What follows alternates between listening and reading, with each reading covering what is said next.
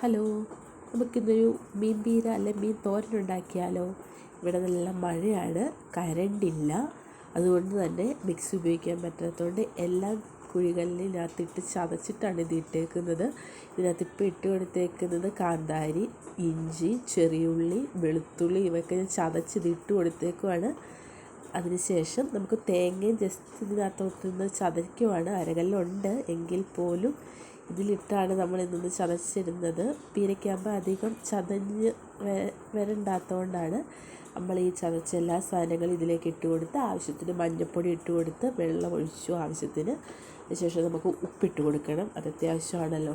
ഉപ്പിട്ട് കൊടുത്തു. കുടംപുളി ഇട്ട് കൊടുക്കണം, 2 അല്ലി എടുത്ത് കഷ്ണമാക്കിയിട്ടാണ് ഞാൻ ഇതിലിട്ട് കൊടുത്തേക്കുന്നത്. അതിനുശേഷം ഇതിവിടെയുള്ള മുളകാണ്, ഞങ്ങളിതിന് നീലമുളകെന്നാണ് പറയുന്നത്. ചിലതിന് എരിവുണ്ട്, ഇതധികം മൂക്കാത്ത ആയതുകൊണ്ട് തന്നെ വലിയ എരിവില്ല. അതുകൊണ്ടാണ് ഇത്രയും അരിഞ്ഞ് അതും ഇതിലേക്ക് ഇട്ടെടുത്തു. ഇച്ചിരി മുഴുത്ത പീസായിട്ടാണ് അരിഞ്ഞ്. നമുക്ക് ആവശ്യമില്ലാത്തവർക്ക് ഇതെടുത്ത് മാറ്റി കളയാമല്ലോ, അതുകൊണ്ട് തന്നെയാണ് അങ്ങനെ ഇട്ടിരിക്കുന്നത്. അതിനുശേഷം നമ്മളിത് അടച്ചു വെച്ച് തീ വെച്ച് ഗ്യാസിലേക്ക് വെക്കുകയാണ്. ആവശ്യത്തിന് വെള്ളം ചേർത്ത് കൊടുക്കണം. ഇടയ്ക്കൊന്ന് തുറന്ന് നോക്കിയപ്പോൾ സാധനം തിളച്ചു.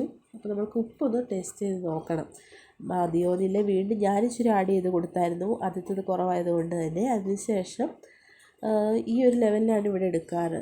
ഇച്ചിരി ചാറുണ്ടെങ്കിൽ നമുക്ക് പിന്നെ ഒരു ഒഴിച്ചുകറിയുടെ ആവശ്യമില്ല, അതുകൊണ്ട് അങ്ങ് തോർത്തി എടുക്കാറില്ല. പിന്നെ അല്പം വെളിച്ചെണ്ണ തീ ഓഫ് ചെയ്യുന്ന ടൈമിൽ ഒഴിച്ചു കൊടുത്തു. ടേസ്റ്റ് അത് ഓപ്ഷണലാണ്. അതേപോലെ തന്നെ കറിവേപ്പില ഓപ്ഷണലാണ് ലാസ്റ്റ് ഇട്ട് കൊടുക്കുന്നത്. ലാസ്റ്റ് നമുക്കിങ്ങനെ ഇട്ട് നല്ല ടേസ്റ്റ് ആയിരുന്നു. ഇവിടെ കറണ്ട് ഇല്ലാത്തത് കൊണ്ട് ഫ്ലാഷ് ഇട്ട് എടുത്തത് കൊണ്ടാണ് ഈ പല പല കളറുകളിൽ കാണുന്നത്. സംഭവം എന്തായാലും നല്ല ടേസ്റ്റായിരുന്നു. എല്ലാവരും